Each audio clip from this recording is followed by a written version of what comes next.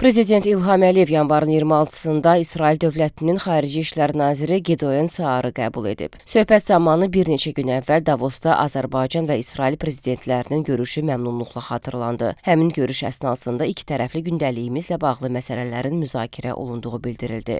Ölkələrimiz arasında münasibətlərin müxtəlif istiqamətlərdə, o cümlədən iqtisadi, ticari, enerji, turizm və digər sahələrdə uğurlu inkişafı vurğulandı. Kənd təsərrüfatı, su resurslarının idarə olunması, yüksək texnologiyalar, həmçinin süni intellekt sahələrində əməkdaşlıq məsələləri qeyd edildi. Müxtəlif səviyyələrdə qarşılıqlı səfərlərin və təmasların əməkdaşlığın dərinləşdirilməsi işinə verdiyi töhfəyə toxunuldu. Eyni zamanda hökumətlərarası komissiyanın rolu qeyd edilərək, bu yaxınlarda komissiyanın növbəti iclasının keçirildiyi vurğulandı.